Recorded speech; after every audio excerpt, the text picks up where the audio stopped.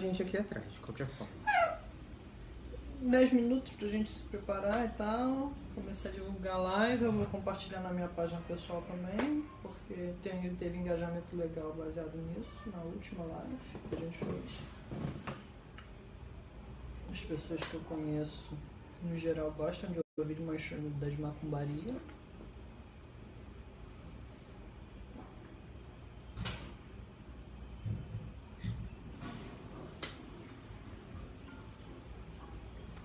Compartilhar aqui. Tá no mudo, né?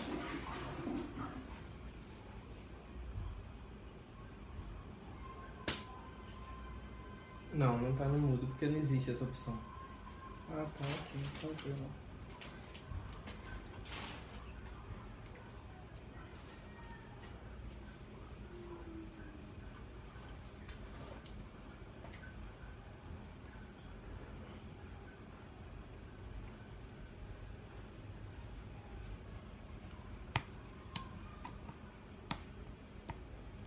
Foi.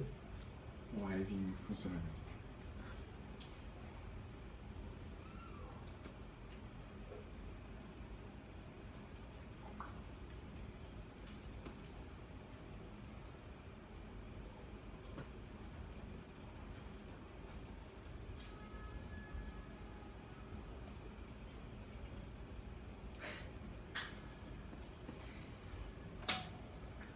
Foi.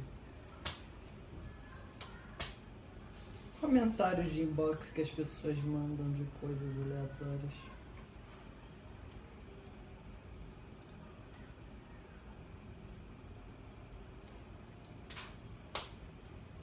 Mas assim, eu acho que isso aqui é o mais importante. Vocês pagos vão perecer no inferno. Pagos? Nossa, pagão. Vocês pagos vão perecer no inferno, não é no inferno. Os pagãos vão perecer no inferno. mas- Arrependei-vos, Ele é evangélico. aceitam. Cara, sério, tinha que fazer uma página de YouTube que era tipo Marcelinho fazendo.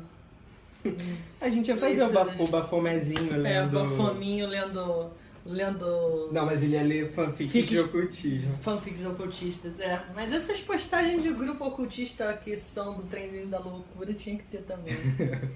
Eu acho que não tem ninguém vendo. Que bom. Apesar de que. Deus me livre, mas... Mas quem me dere. É. Mas aí tinha que fazer o bafominho de fantoche. Que ia ficar mais bonitinho.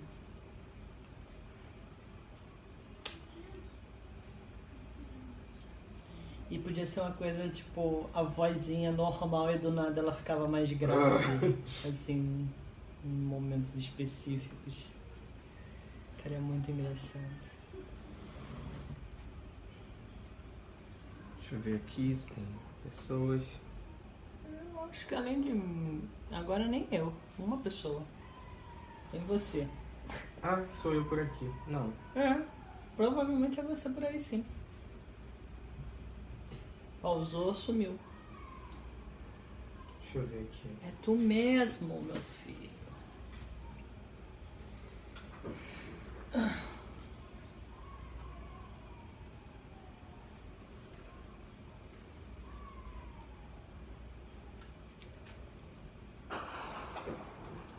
É fogos ou é tiro? Eu acho que hoje em dia não faz tanta diferença.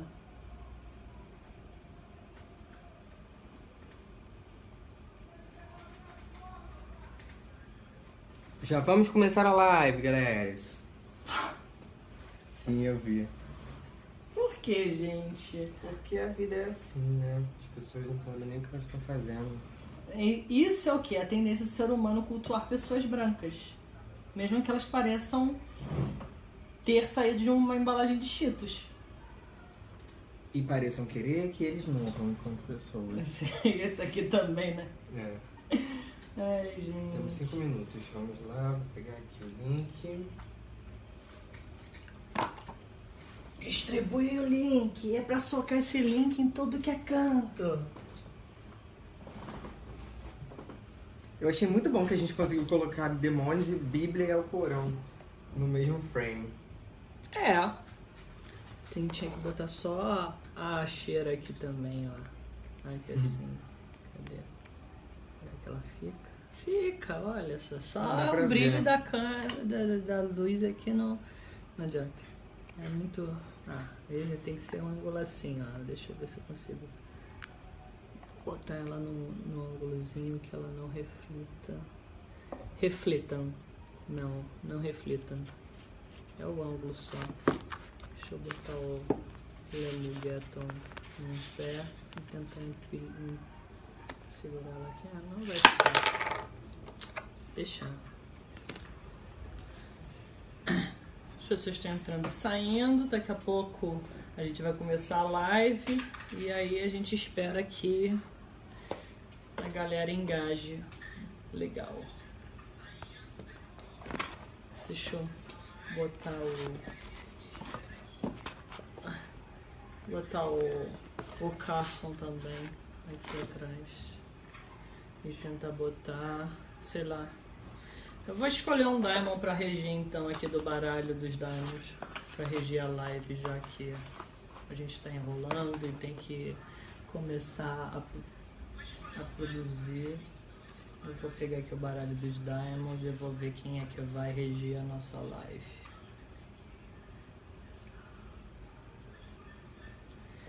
Então, tira aqui uma carta, Gabriel. Então, vamos ver quem vai reger a nossa live. Ih, esse aí é Agares. comunicação. Já chegou O demônio da Agares. comunicação. Então, é isso. Perfeito. Tá auspicioso, tá positivo.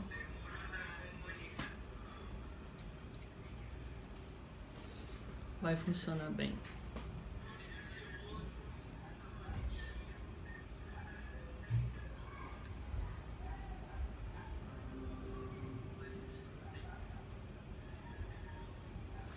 Eu te falei, né, que eu achei a música do Bowie, que é o Inobal. Acho que uma música do Bowie chamada Inobaal é algo maravilhoso. Ela tem uma coisa de aquelas óperas modernas, né, uma coisa mais contemporânea, mas ainda assim o nome é bem sugestivo. E a música é bem boa. Eu vou pegar ali minha água, que eu sempre preciso de água. Eu aceito também porque eu sou quase um dromedário, então... Falando em Agares, Oi, Paimon. cada um incorporando seu próprio Daimon. Nossa, isso dá uma treta. Já vi gente falando que a sério que incorpora Daimon, anjo. Peraí, Gaio, mas não dá pra incorporar um Daimon ou um anjo? Não. Você pode personificar, né? Você fazer mitodramas em que você encena que é determinada entidade desse tipo, mas você não incorpora deuses, entidades divinas, né? Pelo menos não. Vou botar o nessa Doutor situação. Estranho aqui. Se eu sobrasse um copo? Eu bebo na garrafa, porque eu bebo muito água. Ok. Quer tirar um anjo também? Ou o Agares já tá ali bem satisfatório?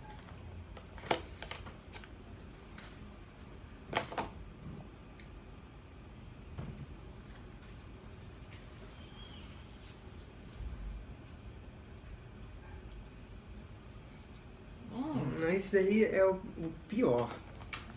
Parece a cabeça do caralho. Um anjo que rege a neve. É um let it go. Anjinho let it go. É o anjinho Elsa. Tá, agora segura esse... sim, eu tenho que colocar aqui o microfone pra melhorar um pouco.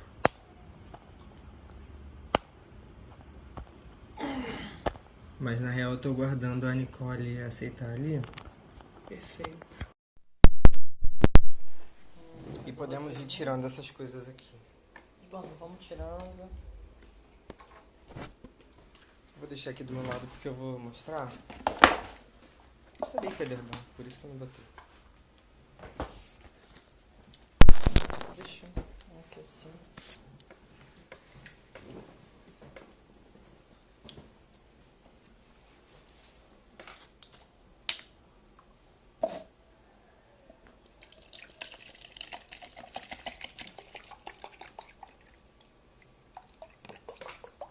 Eu vou ficar bebendo na garrafa direto. Porque Então tá bom.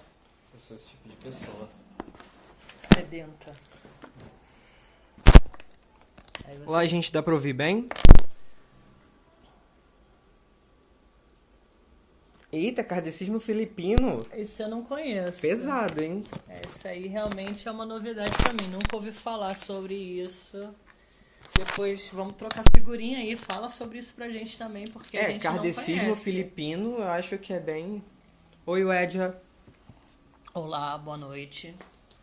Então, eu não sei se todos vocês conhecem a gente. Eu sou o Gaio. E eu sou o Gabriel. E a gente faz parte do projeto Chaos. E também tem um projeto próprio só sobre demonologia e angiologia, que é a página Diamonds. Vocês podem seguir a gente no Facebook e tal. A gente está sempre alimentando. Quer dizer, o Gabriel, porque eu sou indisciplinado e não escrevo, eu falo para ele e ele escreve. Não, na verdade a gente faz as pesquisas todas juntos. Vou voltar pro trabalho em breve, o Edja, fica tranquila. A gente faz as pesquisas todas juntos e eu tenho cortado esses textos e essas pesquisas que a gente vem fazendo na forma de pequenos posts e colocado lá na página Demons. Vocês podem conferir depois. A gente está aqui basicamente para falar dos conceitos em várias culturas e várias vertentes de anjos e de demônios, com outros nomes possíveis, Shemhanforás para anjos, Daimons ou Daemons para demônios. Ou para anjos também, né? Se a gente Ou pra dividir anjos, no é. conceito grego, que tem os eudaimons, que são os daimons positivos, que representam aspectos luminosos, benéficos, e os kakodaimons, que seriam aqueles que representam os aspectos maléficos, né? Então, a gente pode dizer que os daimons gregos representam os dois lados, né? E, assim, eu nem acho que tenham dois lados. Eu acho que são divindades, não são nem semi-divindades. Eu vejo tanto anjos como demônios como deuses. E aí, obviamente, eu remeto à origem dos termos, né? Então, daimon representa uma entidade divina dentro da mitologia grega. E as palavras que vão vir depois, demônio, diabo, têm ligação com o radical div, que é um radical indo-ariano, que vai dar origem aos vários idiomas, que dá origem às palavras divino, dévil, deva, ou seja, são entidades metafísicas, entidades que a gente não vê nesse nosso mundo material, mas que tem ligação e tem impacto com a realidade. A gente vai indicar... Oi, boa noite. A gente vai indicar, então, aqui primeiro, alguns livros que são só alguns dos que falam disso tudo, né? Eu separei até aqui, porque os livros principais que falam sobre anjos e demônios, na verdade, são o Alcorão e a Bíblia. Essa de Jerusalém é a tradução e a editoração que eu acho melhor por ter, em português, por ter as anotações embaixo com outras traduções possíveis. Então dá pra ver que tem muita coisa ali nessas outras traduções que remete a outros livros que não estão nem na Bíblia, que estavam na Torá ou em outras obras. Para quem lê inglês, eu recomendo a Bíblia do edição King James, que tem os apócrifos, porque anexa alguns textos apócrifos que eram correntes na época que a tradução foi feita. Então é uma ótima aquisição para quem lê em inglês, porque você tem uma leitura um pouco diferente, porque as edições anglicanas da Bíblia, elas ficam num limbo entre a versão católica, porque os anglicanos são católicos apesar de serem protestantes, e a Bíblia protestante, luterana, calvinista, né? Então, assim, a gente sempre está trazendo livros, porque, assim, a gente lê bastante para produzir esse conteúdo em várias fontes, em várias interpretações diferentes. Incluindo livros que não estão disponíveis no Brasil e a gente acaba tendo que recorrer à internet para chegar a eles, ou pegar excertos dele em alguns lugares. muitas vezes tem sites que descrevem o que tem nos grimórios, o que já facilita para você procurar ou até comprar online de livrarias que importam esses livros. Então, assim, Separado mais eu algum. posso começar indicando para vocês um livro que é simples, ele de vez em quando você acha barato em algumas livrarias que comercializa no Brasil, Cultura, Amazon, Saraiva, que é o Diamond Tarot, que ele é baseado num grimório francês que é o do Enciclopédia Demoníaca do Colin de Plance. Vocês conseguem ele razoavelmente a bom preço. Eu comprei numa promoção a R$40, mas normalmente está entre 80 e 120. Mas se vocês garimparem bem, vocês conseguem achar mais barato. Além disso, eu tenho um livro aqui também que é interessante para quem gosta de demonologia e a ligação pré-judaica, pré-cristã, que é o Lemugeton, que faz uma associação dos 72 Daimons da Goécia com a astrologia suméria babilônia. É um livro que dificilmente vocês vão achar aqui. Eu tive a sorte de estar fazendo um curso na época com um dos autores aqui no Rio de Janeiro e pude adquirir ele, inclusive uma edição autografada e numerada. Então, assim, vocês não vão conseguir achar, mas se vocês virem em algum lugar vendendo e é um bom preço, comprem, porque é uma ótima aquisição para quem quer estudar esse tipo de tema. Outra coisa ali que o Davey comentou é que na Bíblia as versões em português e que não dizem nessas notas de rodapé os termos originais que foram traduzidos, às vezes não tem realmente nem como você entender o que é um anjo ou um demônio que está ali. Lilith, por exemplo, que ele citou. Temos também os gigantes, que seriam os Nephilim, filho dos anjos com os humanos. Então, a tradução muda muita coisa. O Guy estava falando agora há pouco até que a gente tinha estudado isso há pouco tempo, o conceito de Malek. Malek em hebraico, que dá origem ao que a gente chama de anjo, também pode ser traduzido como demônio. E em mais de um momento isso é feito. E Malek pode ser um dos radicais que dá origem ao demônio Moloch. O outro radical seria Malik, que é rei, né? Que inclusive é um radical que vai aparecer em outros daimons, como Adramelech, né? O Alex tá louquíssimo dando a meia ali. Sim, olá, tô vendo. Bem-vindo. Então, assim, esses radicais judaicos, eles são constantes em vários nomes de demônios ao longo dos grimórios que vão sendo produzidos. Além disso, tem alguns radicais que são de idiomas aparentados do hebraico, como cananeu, fenício, né? Baal é um radical extremamente recorrente, porque Baal, ele dá nome para, sei lá, de 10 a 20% dos daimons tem o radical Baal no nome. Baal, em idiomas semíticos antigos, significa senhor, né? Além de ser o título dado para a divindade Haddad, que é uma divindade ugarítica e fenícia muito cultuada ali no litoral mediterrâneo do Oriente Médio, ele dá nome a vários toponômios. É apenas um epíteto, né? A própria cidade de Beirute, por exemplo, né, dá origem ao Daimon Berit, que é Baal Berit, que também vai dar origem a um outro Daimon chamado Baal Berit mesmo. Né? Mas então, como a gente está dizendo aqui para iniciar essa live, a questão é que os nomes não se mantêm de forma alguma, os grimórios vão mudando e aí surgem várias possibilidades. Traduções vieram deturpando alguns conceitos ou até apagando outros e transformando essas divindades entre si e as classes de entidades também. Outros livros que a gente indicaria: a Enciclopédia de Demônios, em várias religiões e culturas, da Teresa Ben. Tem também a Enciclopédia de Anjos, Rosemary Galley. A gente vai colocar aqui nos comentários da live depois, vai ficar gravado, obviamente, e a gente vai colocar os nomes desses livros que a gente está indicando. Indicar também o Kabbalah, Clifford e Magia Goetia, do Carlson, que dá uma outra pegada, já que ele é da Dragon Rouge, eles têm um contato um pouco diferente com essas entidades.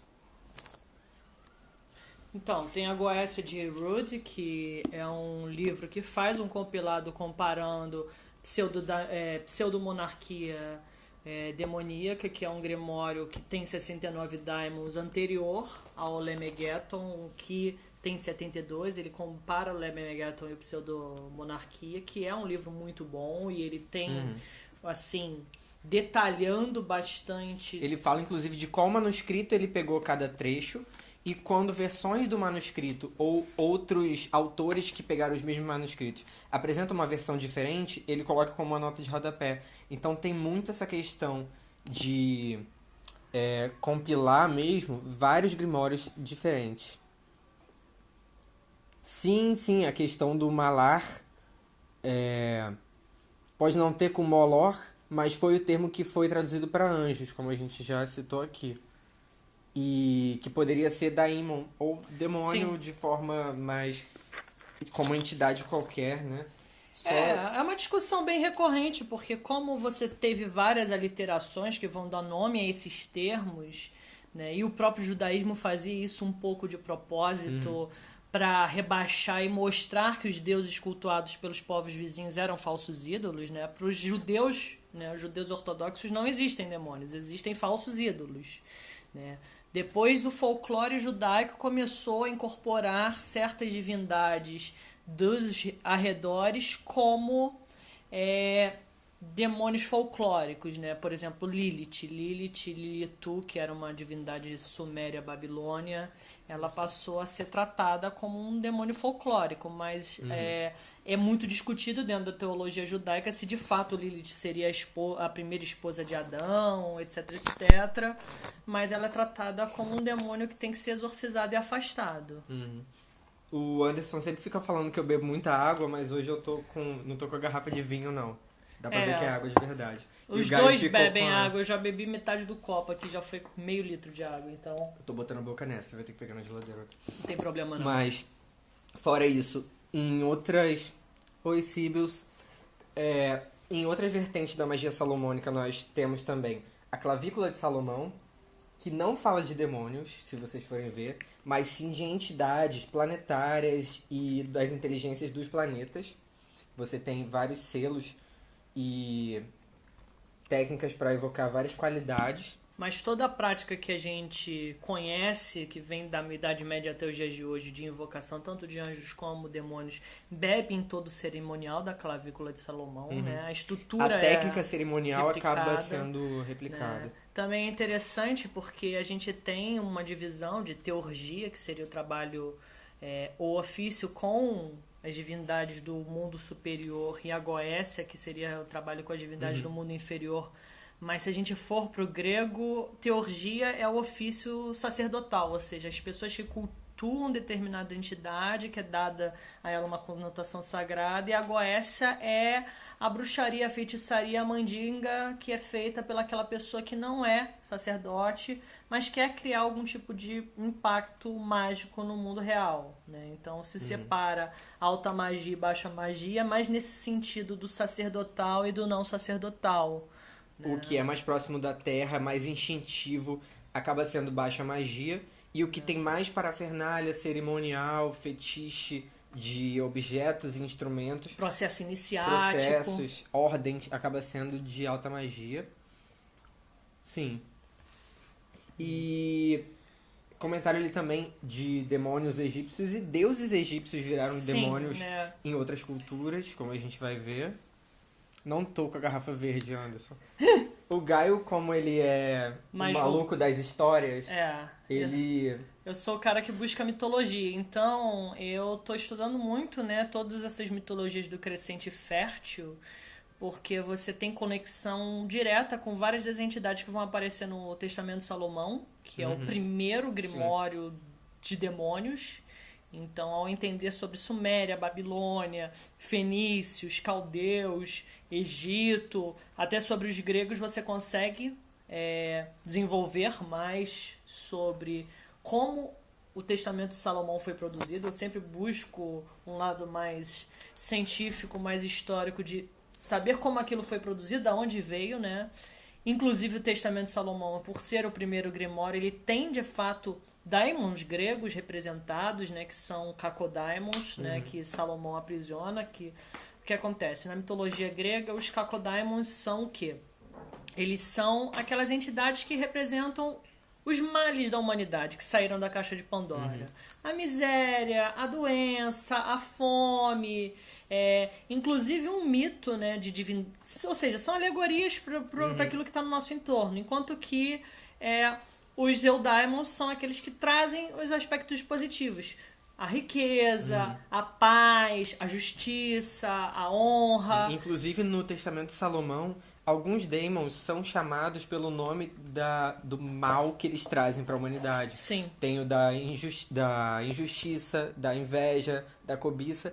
E o papel de Salomão, então, enquanto homem de Deus, segundo ele, rei e sacerdote, foi encerrar esses males de volta numa urna que depois teria sido aberta quando foi descoberta. Eles descrevem no Testamento de Salomão exatamente como ele fez isso. Outras indicações que a gente teria, só para passar dessa parte de indicações, seriam baralhos que podem ajudar nesse estudo das entidades e memorização delas. A gente tem o Angelário, que é um oráculo muito interessante de anjos e que fala dos anjos cabalísticos, das Sefirot e dos anjos também do livro de Enoque. Aqui a gente tinha sorteado um no início para representar a live, que é o Anjo da Neve. E esse artista, Morbacher, ele é muito... Ele desenhou carta de Magic, né? Quem conhece Magic sabe que desenho de carta de Magic tem que ser um pouco talentoso para fazer. E o outro é o próprio baralho que vem com do Daemon Tarot, que é baseado no Colin de Plance, que a gente sorteou Agares, que é um demônio recorrente, né? Agares / Algul, que Algul, para quem não sabe, é um Djinn da mitologia árabe, né? E ele, inclusive, a palavra Algul deu origem ao álcool. Então, para os árabes, Algul é um demônio do deserto que queima, que traz o fogo, que corrói, né? Então, é interessante porque ele é retratado como um velho decrépito, decomposto, seco, que é o impacto, inclusive, do deserto. Que virou Gol depois, né? Virou Gul. Gul. Exatamente. O Anderson falou pra gente comentar sobre Daimon pessoal e Sag, que é o Sagrado Anjo Guardião. Sim. A gente vai comentar isso no final, então, especificamente nessas manifestações. Então, é meio polêmico, porque você pode dizer que são a mesma coisa, mas cada um que segue a tradição, que cultua ou faz práticas envolvendo o Daimon pessoal e o Sagrado Anjo Guardião, vão dizer que não são. Aí, obviamente, a gente tem a doutrina de cada tradição que diz o que é. Sim. Mas, olhando de cima, para quem não é iniciado, você pode dizer que o princípio mágico das duas entidades, Daimon pessoal, Sagrado Anjo Guardião, o seu eu subconsciente, né, para quem trabalha mais com o aspecto psicológico desse tipo de entidade, são a mesma coisa. Mas, de qualquer forma, esperamos que fique mais claro quando a gente passar a descrição de cada um, porque a diferença estaria só na manifestação e na forma que as informações são passadas. Esse caráter de energia mesmo. A gente fez também... Aqui, então tem que pegar alguém. Você tem alergia a gato? Não, é rinite mesmo. Ele só avisou agora que tem alergia a gato. Né? Não tenho alergia a gato. Eu tenho gato em casa. É a rinite que tá atacando. Eu tô sentindo o nariz começa a mexer com Daemon, já vem aquela rinite. Pois é. A gente fez também esses baralhos para estudo nosso, que tem os 72 anjos e 72 Daimons, ou seja, daria um baralho de 144 cartas. Né? Porque a gente vê também que tem uma correspondência numérica. Se você pegar o anjo número 27 e o Daemon número 27 e for estudar a fundo, você vai ver que eles regem basicamente o mesmo arquétipo, só que numa manifestação diferente. E é isso que seria um pouco a diferença do daimon pessoal, o poder que vem de dentro para fora, do sag, aquele conselho que vem de fora para dentro, de cima para baixo. Mas a gente tem que pensar, né? Se a gente faz a analogia de que o microcosmos e o macrocosmos são similares, então não tem como fugir da comparação, né? Inclusive, um outro elemento que eu gosto de trabalhar, eu estava até discutindo isso com o Gabriel, é que daimons, hoje no conceito, demônios são o quê? São os anjos, os deuses para os quais a humanidade virou as costas, né? A partir E que se de um disseram momento, caídos por causa a partir disso, de um né? momento que um deus ele é rebaixado a uma categoria de inferioridade, ele é empurrado para o mundo inferior, para o submundo, e ele é privado de culto, ele se tornaria um demônio justamente por quê? Porque as pessoas ainda guardam aquela reminiscência, né, cultural de que existia determinada entidade, mas como ela é vista como algo ultrapassado, algo primitivo, né, ao qual normalmente são associados cultos que já são tardios, que já não tem um espaço hoje. Você pensa, quando a gente fala de culto a Baal, né, os judeus descrevendo, é um culto de sacrifícios nas chamas, apesar de eu fazer críticas à história de que eles queimavam as criancinhas no fogo, eu acho que não, era um batismo sagrado, ou seja, as crianças eram abençoadas para Baal num fogo sagrado, e a partir daí se criou o mito de que a criança era jogada no fogo para queimar, né? É uma ressignificação de uma coisa que era tida como boa ou como divina, na forma de ser uma coisa meio demoníaca ou contraindicada para ser feito. Então, já passamos aqui pela parte de indicações de bibliografia. E, primeiro, conceitos de demônios. Como esses conceitos vieram evoluindo. Desde a Grécia, com daimons, que foi daí que surgiu a palavra que a gente mais conhece. E como isso passou pelas diferentes culturas. O judaísmo, ele tratava, né, no geral, os demônios como falsos ídolos. Ou seja, todos os deuses das vizinhanças foram chamados de ídolos falsos. Ou seja, eles são uma farsa. Eles não têm poder, né? Você pega o momento em que o profeta Elias combate os cultistas de Baal, né? Não me lembro o nome do vale, né? Que inclusive se torna Guerrena, né? Que é o Vale de Guerrinom, né? O Vale de Guerrinom, ele era onde os sacerdotes de Baal faziam aquele culto, e o profeta Elias foi lá, matou os sacerdotes, disse que eles não tinham poder, etc, etc. E então, tá vendo só? Seu Deus não tem poder, ele é falso. Então o judaísmo, ele o tempo todo faz isso. Ele coloca os deuses dos outros povos à prova para dizer que o Deus deles é o Deus Todo-Poderoso e que nenhum outro é à altura dele, todos eles são inferiores. Né? Tanto que a palavra Baalim, ela representa os ícones que eram cultuados como deuses, mas também é o nome para deuses falsos. E a gente também já citou que na Grécia, na verdade, o nome daimons não seria uma entidade totalmente consciente, porque seria mais um aspecto da natureza. Sim, ele engraçado. seria mais ou menos fadado ao aspecto que ele tem. Aquela energia tem aquele aspecto. É engraçado que na Grécia a gente tem a possibilidade, né, dos povos, os povos das duas primeiras raças, né, a humanidade de prata e a humanidade de ouro, né, a humanidade de ouro foi a primeira, né, da era de ouro, onde tudo era positivo no mundo, e depois a humanidade de prata, onde as coisas começaram a declinar, elas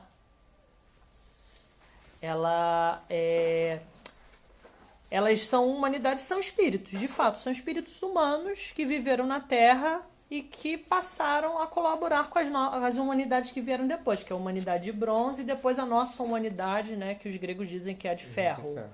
Né, que aí começa a Era dos Heróis, Guerra de Troia seria a Idade de Ferro. Né? Já depois da Guerra de Troia, a gente entra na Idade do Ferro. Né?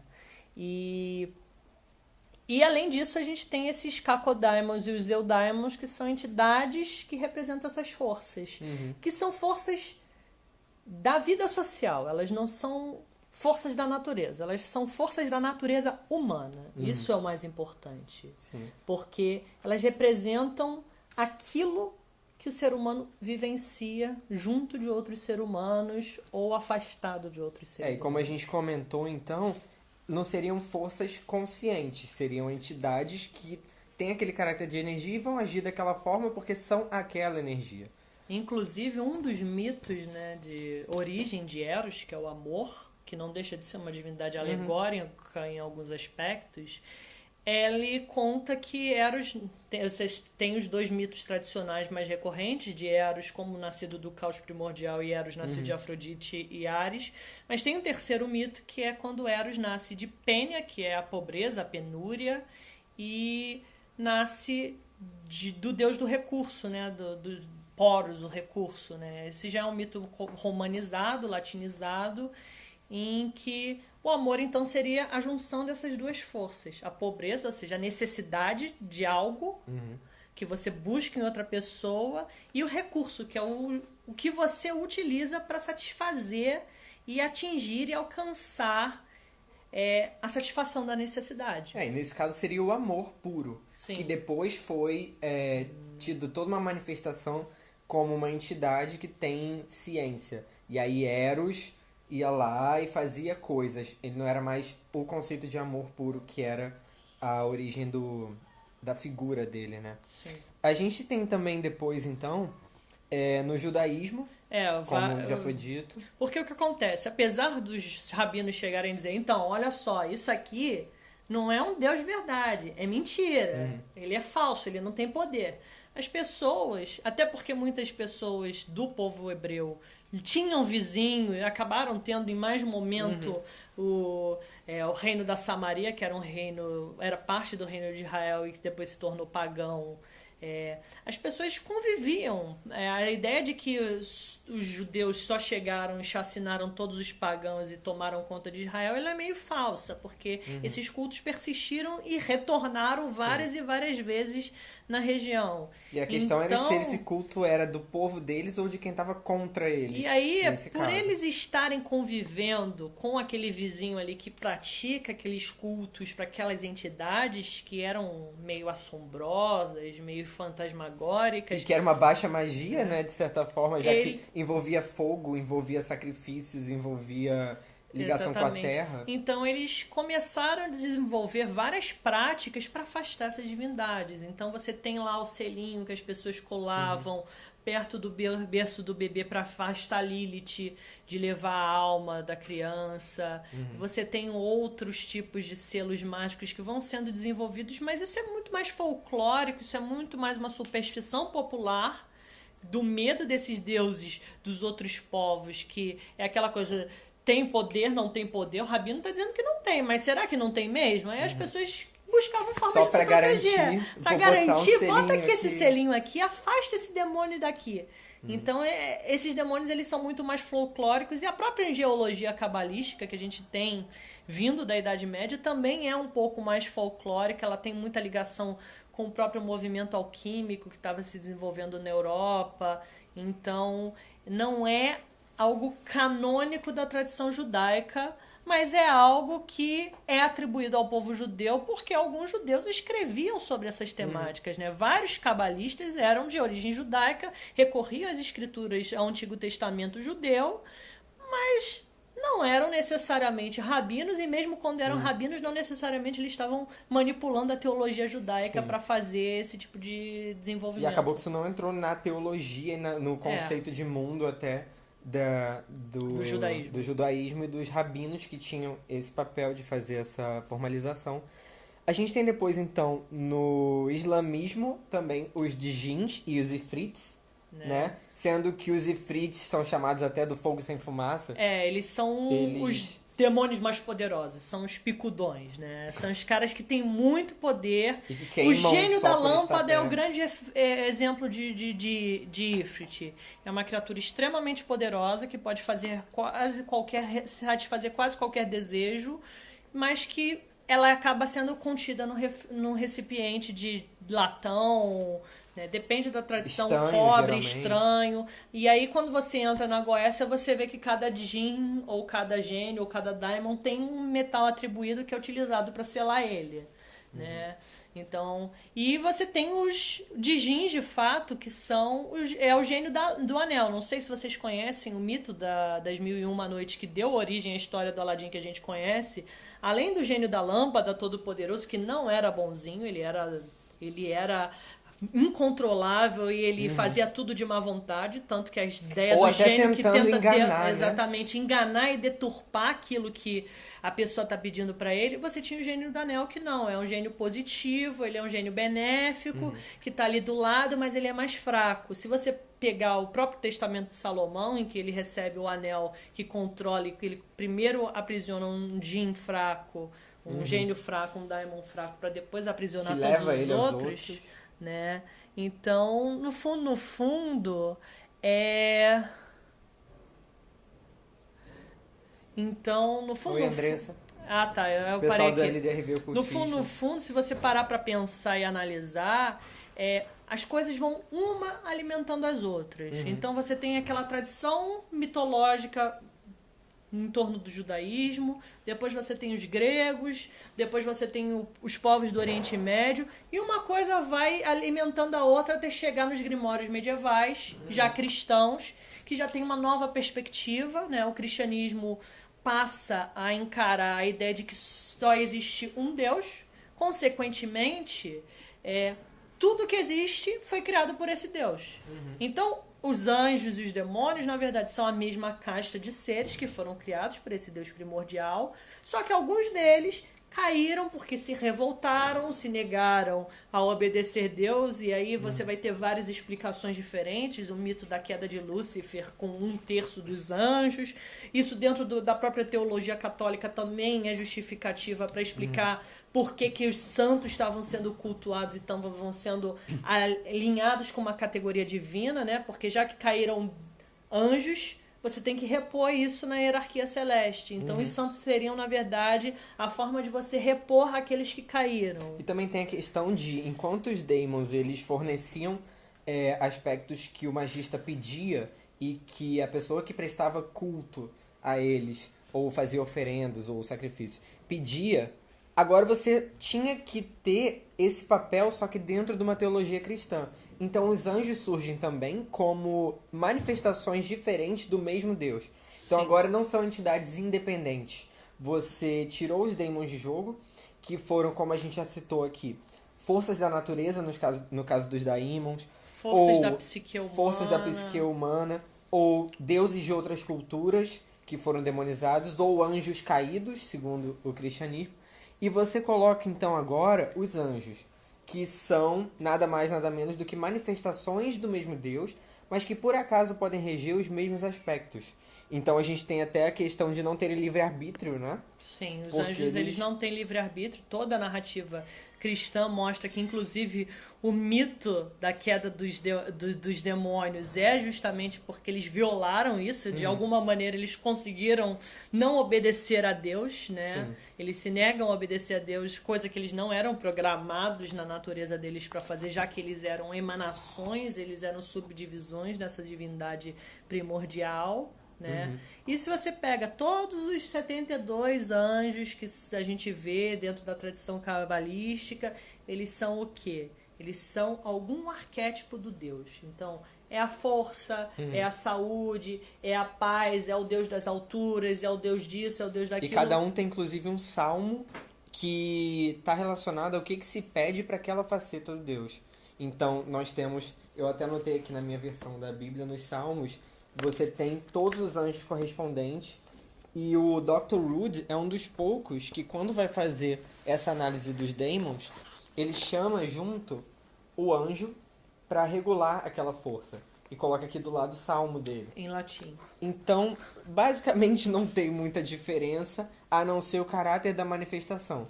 Temos os 72 anjos e 72 demônios. Se você fizer a correspondência, o arquétipo é o mesmo, mas um tem um caráter mais de te dar a evolução pessoal de dentro para fora, e o outro vem com essa questão da de te levar a cumprir um plano maior que já está estabelecido. E se a gente pensar na ideia de macro e microcosmos, a gente pode dizer que o anjo, né, o sagrado anjo guardião, inclusive, ele é a ligação com o macrocosmos, né, com esse Sim. cosmos que está acima de nós, para fora, o mundo exterior. E o daimon, seu daimon pessoal, representaria o quê? O seu microcosmos, o mundo interior, né? Essa ideia do mundo interno e o mundo externo, ela é muito importante para dividir isso. Mas não necessariamente também um daimon pessoal vai se manifestar como um daimon da Goécia e o Sag como um anjo desses 72 ou dos cabalísticos. Ideia cristã e judaica. O cristão tem uma visão humana de anjo, já o judeu enxerga o anjo como uma energia em funcionamento. É o que a gente estava dizendo aqui. Na verdade, a gente falou mais dos mas demônios, aí a gente, né?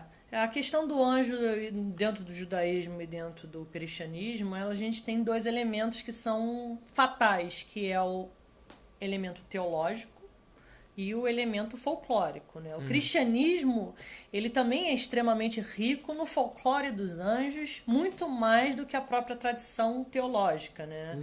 A teologia católica diz que existem 4 arcanjos, os protestantes acham que só tem 3, os judeus falam que são 7, mas eles só seriam manifestações de Deus, ou talvez seriam identidades semi-autônomas, mas eles seriam emanações, ou seja, eles não são indivíduos, eles não são... E de qualquer forma, eles têm realmente esse caráter de serem emanações do Uno, que já estão de acordo com um plano que foi estabelecido anteriormente. Não tem esse livre-arbítrio de quebrar, evoluir e romper, como é o caso dos E Daemons. tem um segundo aspecto também dos anjos dentro da tradição judaica, mas que também se replica no judaísmo, que é o elo entre e a transição entre o culto do El, né, o elismo, que seria a primeira religião monoteísta dos judeus, para o javismo, que é o culto a Javé, ou Jeová.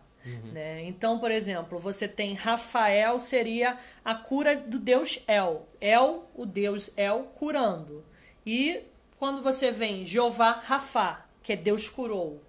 Então, são momentos diferentes do judaísmo que mudam o nome da mesma atuação daquele Deus através de uma determinada entidade, né? Então, os 7 nomes de Deus, em alguma medida, seriam também não entidades próprias, mas emanações autônomas de um Deus único, né? Sim. Então, aqui a gente chega, nas 4 principais culturas e documentos escritos dessas culturas. Alguns têm menos, claro, as mais antigas, e a tradição era muito oral, mas alguns outros documentos chegaram nos dias de hoje, e a gente consegue enxergar uma evolução clara dessas entidades até chegar nos, especificamente, 72, que a gente está falando, anjos, e 72 daemons que se complementam. A gente vem desde o ciclo garítico até passando pelas outras sociedades, a Suméria, a semítica, Os até fenícios, né? Porque o que acontece é o seguinte, o mais distante que a gente consegue descer para sondar as origens, as raízes dessas entidades, tanto demoníacas quanto angélicas, é a cidade de Ugarit, que é uma cidade que hoje, se eu não me engano, ficaria entre a Síria e o Líbano, né? Não fica, eu acho que é Líbano, não tenho certeza. E era uma nação aliada do Egito, que tinha ligação com todo o comércio que o Egito fazia com o Mar Cáspio, né? Então ela estava no meio do caminho entre o Egito e o Cáucaso, e essa nação ela se desfaz antes do ciclo bíblico, né, de Moisés, Abraão, Isaac e Jacó, ou seja, ela é anterior à história de Abraão, Isaac e Jacó, e eles tinham culto a algumas divindades e alguns elementos divinos que são muito similares e são muito aparentados ao Deus do Pentateuco, que é El, né? Como eu disse, o judaísmo ele tem 2 fases, o elismo e o javismo. E então, El, dentro da mitologia ugarítica, é o Deus criador original, né? É o Altíssimo, ou seja, ele não é nem o céu, ele é um Deus que está acima do firmamento, acima da abóbada celeste, que se une com a deusa primordial, que é a Xerá, que é essa deusa aqui, ó. Não sei se vocês conseguem ver bem. Deixa eu... Gabriel... a Xerá, ela é uma deusa que representaria o oceano primordial. E a união desses dois deuses vai dar 70 filhos. Ou seja, pai, mãe, mais 70 filhos, 72 deuses. Provavelmente é a primeira origem que a gente tem do número 72 sendo aplicado para um panteão de entidades. Uma quantificação, né? pelo menos, de quantas energias deveriam ser. Então, assim, a primeira quantificação.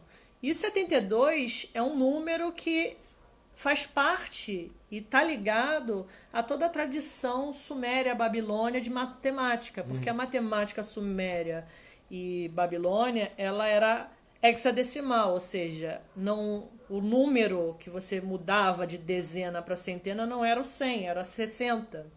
Então você zerava o contador no 60. Isso até hoje é utilizado em toda a nossa geometria, né? Então...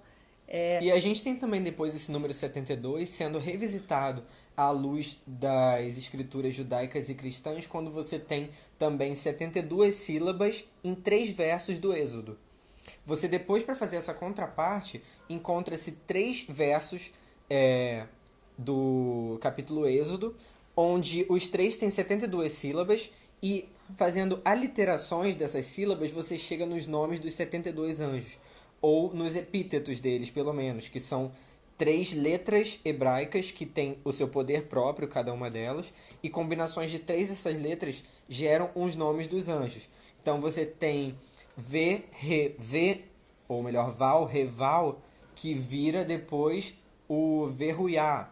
E você tem o nome de anjo vindo dessas 72 combinações de 3 sílabas. Para fazer esse contraponto, obviamente, com 72 que já eram El, Asherá e mais seus 70 filhos, provavelmente. Exatamente. E esse mito original mostra, e vários teólogos e vários estudiosos de ciência da religião hoje, inclusive, se baseiam de que provavelmente o judaísmo ele se originou de um culto que era politeísta, que era muito aparentado a esse culto ugarítico, mas que foi se tornando monista, ou seja, o monismo é uma vertente de politeísmo em que você acredita que existem vários deuses, mas você só cultua um deus, né? Isso é muito comum nas vertentes do hinduísmo na Índia, né? Várias vertentes de hinduísmo são monistas, eles acreditam em vários deuses ou várias manifestações divinas, né? Mas você só cultua um, né? E isso nos leva ao culto de Baal, né, que, como eu falei mais cedo, ele seria a base, porque metade dos deuses da Goécia, né, são sufixados ou prefixados com o termo Baal. Sim, né? tem também a questão aqui, o Flaubert está complementando, que para Rosa Cruz, 9 é o número perfeito, e 72, 7 mais 2 daria 9. Então a gente tem também essa complementaridade em vários níveis da questão numerológica. Até por isso que isso foi sendo mantido desde então. E aí a gente chega nos grimórios mais famosos. Nós temos aqui 2 grimórios que são citados na Bíblia, inclusive, que são, na verdade, tem menos divindades, menos daemons e menos anjos. E nós temos aqui os mais famosos, dentre eles a Goécia, o Ars Goécia, que é o mais conhecido com esses 72 daemons. Mas então na Bíblia já estavam sendo citados esses 2. Acho que Reis fala que Salomão, o rei Salomão, começou a prestar culto no final da sua vida aos deuses das suas esposas estrangeiras. E esses deuses nada mais eram do que daemons. E fala-se também em Reis que ele escreveu isso tudo e descreveu esses deuses no seu testamento. E aí a gente não encontra esse testamento na Bíblia, basicamente. Temos também depois, nas epístolas de Judas, ele faz uma indicação de que o bisavô de Noé explicou para Noé como se deu a queda dos anjos. O bisavô de Noé se chamava Enoque. E a gente também não encontra nas versões atuais da Bíblia o livro de Enoque. Esses 2 livros, na verdade, seriam, na cultura cristã, um dos 2 primeiros grimórios que se tem notícia. O Testamento de Salomão falando como ele obrigou os daemons a serem contidos naquela urna, e o livro de Enoque explicando como alguns anjos caíram e como é o funcionamento dos céus na visão dos anjos. Então nós temos o Grimório Testamento de Salomão, de demônios, e livro de Enoque, dos anjos. Mas a gente tem vários outros grimórios depois, né? Sim. Temos o Ars Goetia. Então, a partir... E não só os grimórios, né? A partir do Testamento de Salomão, que é datado do século II depois de Cristo, apesar de que, como na antiguidade as pessoas reescreviam os pergaminhos de tempos em tempos porque eles começavam a se desfazer, a gente não tem como saber se o original é desse período, né, de século II depois de Cristo, ou se é anterior, né? A gente sabe que a edição mais antiga que a gente tem é dessa época específica. E depois disso vieram pseudo-monarquia, vieram várias versões que colocam quase 72, né? O pseudo-monarquia só tem 69 daimons. Alguns colocam mais, né? Vários grimórios que foram escritos já na Idade Moderna, né? Século 17, 18, já tem 80, 90, 100 e alguns daimons. E isso foi aumentando, mas o que as ordens cerimoniais recolheram como o tradicional é o Ars Goetia, que tem 72, né? Eles chegaram à conclusão de que, como 72 é um número que traz uma certa sacralidade, o próprio colega citou o valor dentro da Rosa Cruz do 72 como reduzido a 9, isso já dialogando com uma matemática pitagórica, mas eu já falei da matemática suméria em que ele também tem esse valor, e esse elemento mágico ele vai sendo replicado, mas se consolidou que 72 seria o número oficial. Sim. Por conta dessas variáveis bíblicas tradicionais, né? E a gente tem aqui também, o David está lembrando, que nem sempre a magia salomônica, o Testamento de Salomão, o livro de Enoque, etc., são atribuídos a Salomão, Enoque e ao autor. Eles foram muito provavelmente escritos depois de Cristo até, e foram adaptados, ou até essa história veio se transformando e se morfando até ser escrita naquela forma ali.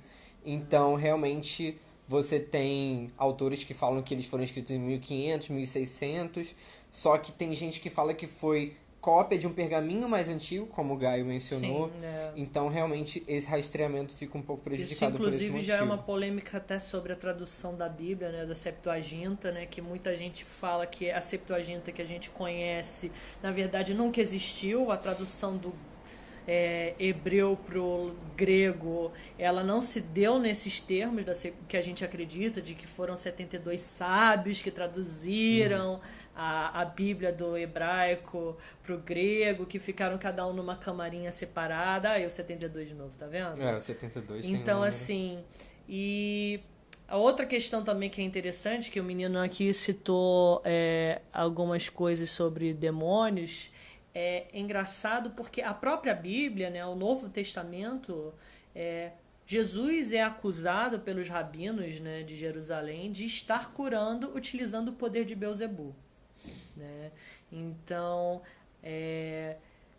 no momento em que o Novo Testamento se passa, essas crendices, esse elemento de que já existia sim uma visão de demônio já fica mais clara, coisa que nos textos anteriores do Velho Testamento, os textos mais tardios, começam a manifestar, né? Os textos pós-babilônicos, né? Os textos que os judeus escrevem depois que voltam da Babilônia já começam a trazer uma carga de demonologia, sim, inclusive por conta do contato com os persas, né, o culto do masdeísmo, né, que inclusive vai dar origem a Asmodeu, né?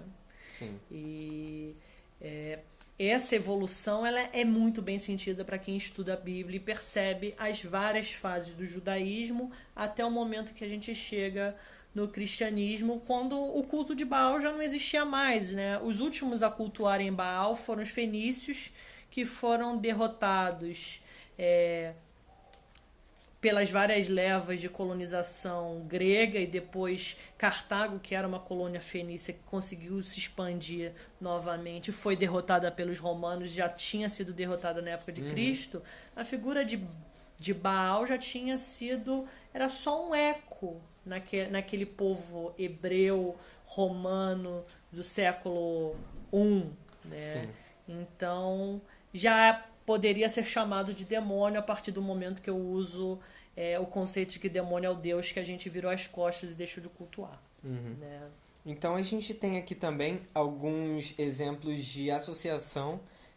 O Lemurgeton, que o Gaio tinha falado no início, fala, conforme ele vai estudando essas correlações, por exemplo, a relação dos selos dos Daemons e da evocação deles e também dos poderes deles por Com a consequência. astrologia suméria e babilônica. Com a astrologia sumério-babilônica, onde se vê que provavelmente eram entidades que personificavam um poder, uma constelação, um aspecto, e que depois se tornaram os Daemons. Então aqui você pega aqui os selos de alguns Daemons e você percebe de alguma maneira que o selo ele é intrinsecamente relacionado, não perfeitamente, né, mas em alguns elementos com a estrutura da constelação que é atribuída a eles dentro da mitologia suméria e babilônica.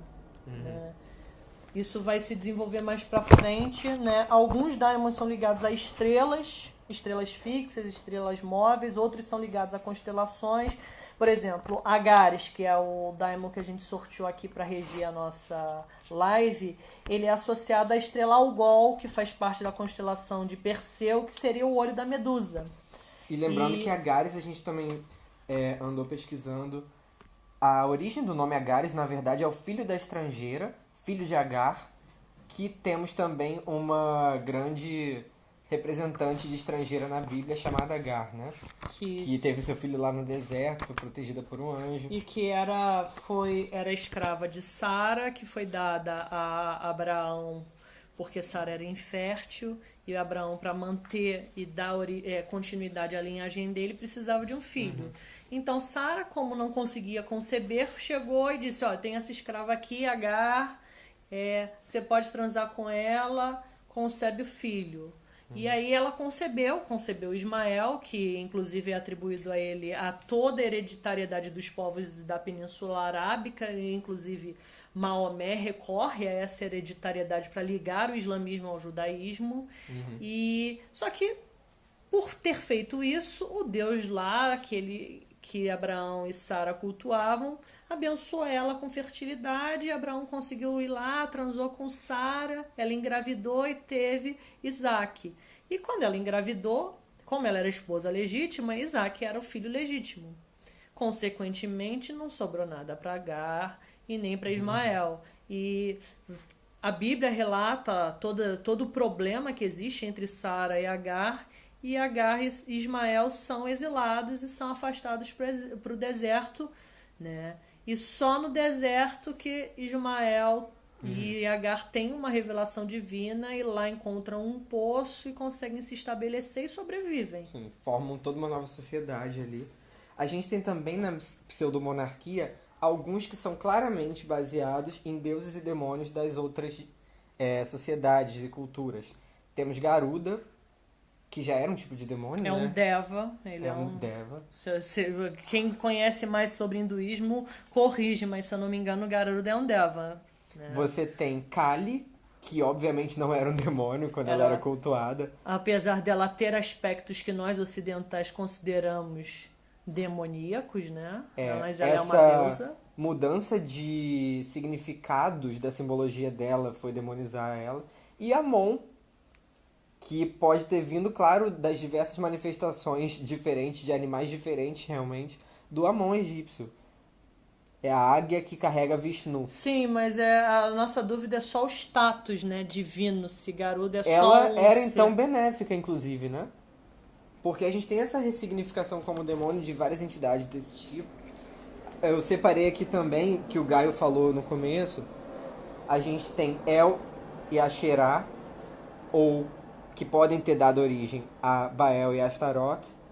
Porque Baal poderia ser o próprio senhor El, né? O primeiro senhor do mundo, né?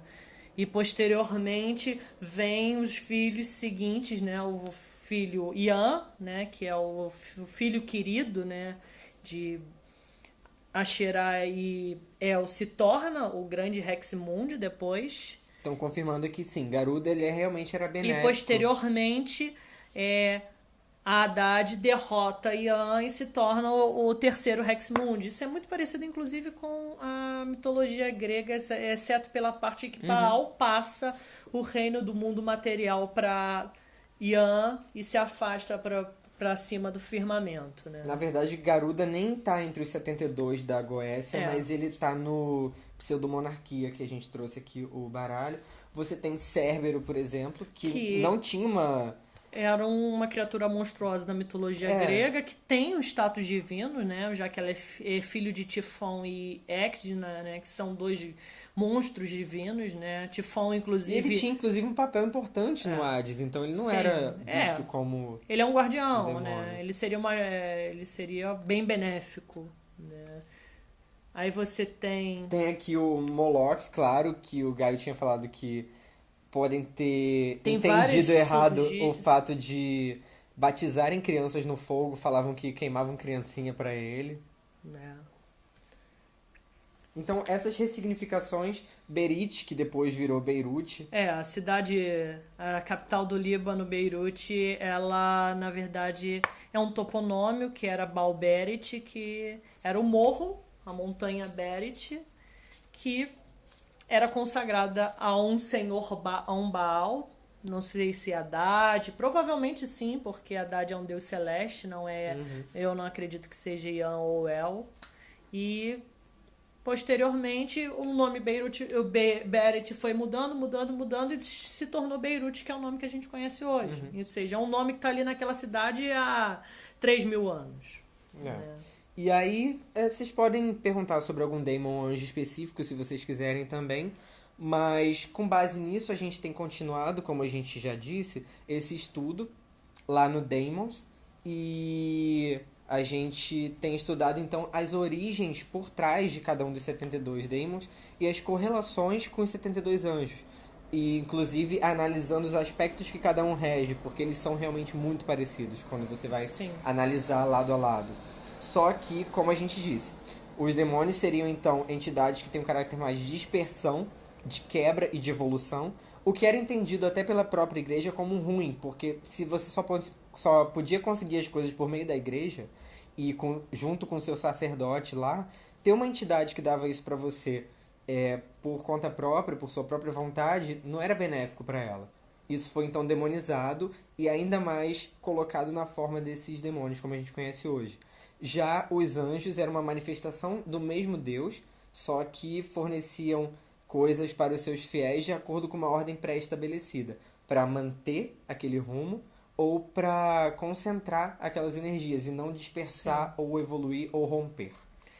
Essa seria a diferença básica, na verdade. E é interessante que, como a gente estava falando de demônio pessoal, se você parar para pensar, o seu demônio pessoal é aquilo que você tem no seu interior, na sua essência, mas que você renega. Então, não é à toa que normalmente os demônios eles são apresentados com características animalescas, né? Porque normalmente na nossa sociedade o que nós renegamos mais são os instintos, que são os elementos não racionais do nosso comportamento, da nossa energia primordial, que são vistos como negativos, porque a nossa sociedade é extremamente racional, extremamente voltada para o macrocosmos. Então, lidar com esses elementos intrínsecos, internos, é negativo. Então, a gente demoniza, a gente afasta, a gente evita falar sobre nossos medos, sobre as nossas inseguranças, sobre os nossos vícios, né? E esses elementos não são negativos, eles são elementos da nossa natureza. Né? E ao mesmo tempo a gente tem os anjos também como uma tentativa de organizar melhor uma sociedade de cima para baixo, uma estrutura de poder. Então, eles são esse elemento de contenção que também é necessário.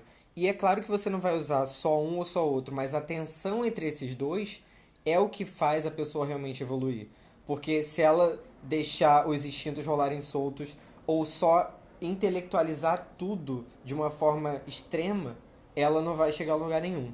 Então a gente tem, inclusive, alguns autores que indicam o uso conjunto dos anjos e demônios correspondentes, mas, como a gente falou, não seria nenhum deles negativo ou positivo nesse critério de juízo moral que a gente tem hoje.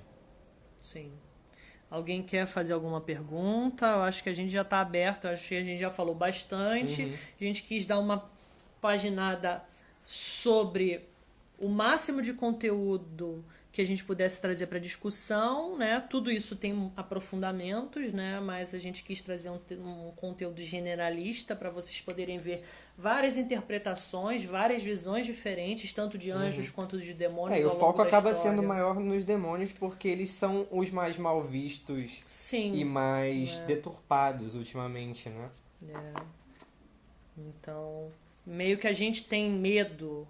Se a gente tem medo, a gente relega, a gente afasta, a gente vira as costas, né? E como o Gaio disse, eles só não são vistos por nós, mas eles estão ali e devem ser entendidos para ser absorvido o máximo de positivo que eles tiverem, Sim. enquanto aspectos internos nossos. Seria a nossa sombra, mais ou menos. Então, a gente vai deixar essa live gravada de qualquer forma. Vocês podem Acessar na página. acessar e fazer perguntas depois nos comentários. A A gente gente responde. tenta fazer igual na live anterior, que a gente depois posta a lista com todos os textos que a gente recomenda. Esses né? livros também que a gente indicou, Esses que a gente vai... mostrou, outros tantos. Sim, demônios de uma cultura podem ser anjos em outra, exatamente. Isso é extremamente importante, que é como a gente falou. Você, ao virar as costas para certas divindades, você torna elas demônios, né? Então, e obviamente que algumas religiões vão fazer isso de propósito e vão dizer que o Deus do outro não é divino, né? Vão rebaixar. Sim, trazer né? o culto pro Ou seu seja, o Deus morto, né? O Deus que não tem culto, né? O Deus que E a gente já mostrou até um exemplo bem claro disso, que até confirmaram aqui, que Garuda era realmente mais divino e na pseudomonarquia ele é um demônio. Na verdade, se eu não me engano, não é no pseudomonarquia. É no Dictionário Infernale, né? No Diccionário Infernale do Colin de Plance. E aí a gente tem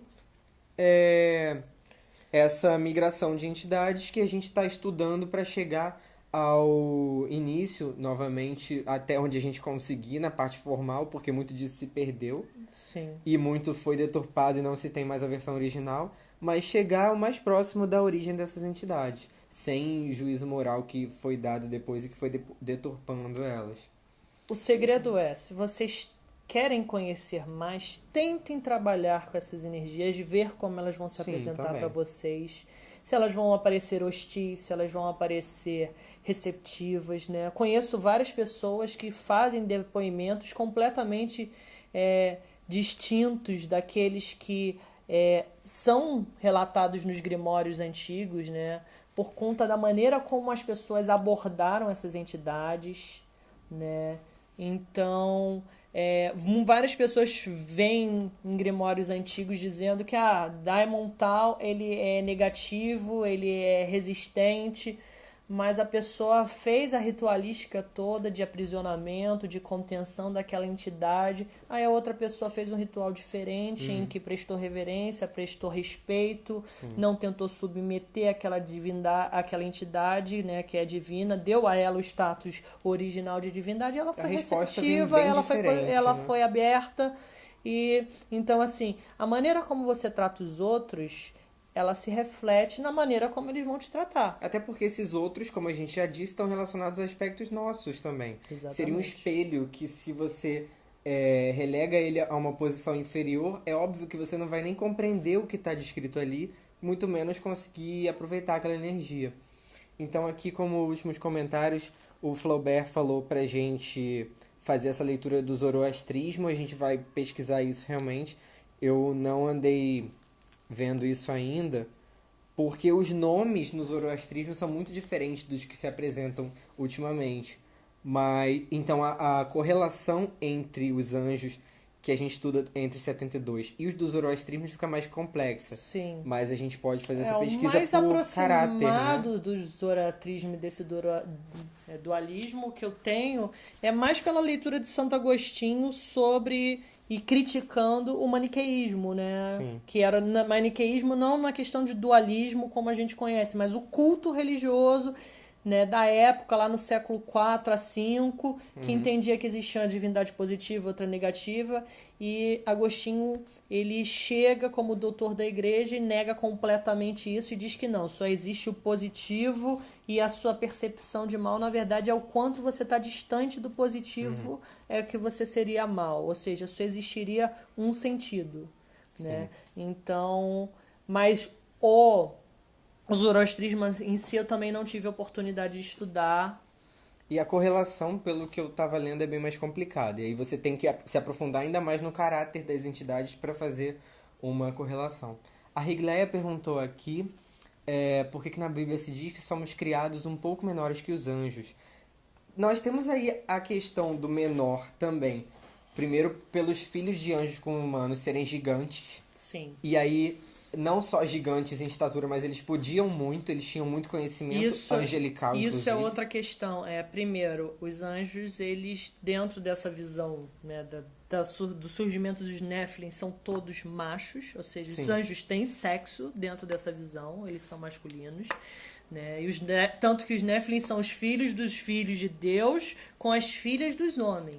Os anjos realmente procuraram filhas dos homens para ter os e Nephilim. a outra questão é que menor em que sentido? Porque assim, eles têm um poder que é divino, né? Já que eles são emanações do divino, mas ao mesmo tempo eles não têm o livre-arbítrio. Apesar de em alguns momentos a gente ver anjos se rebelando e sendo rebaixados à categoria e de até demônios. no livro de Enoque foi dito que eles passaram muito conhecimento sem poder e depois foram punidos. Exatamente. Então a gente tem também os humanos que não podiam nem receber esse conhecimento e já receberam a contragosto. Sim. Então essa questão de ser criado menor talvez possa ser por estatura, por essa parte toda do gigante. E a gente pode pensar que esse menor conhecimento. seja em sentido de potencial de crescimento também.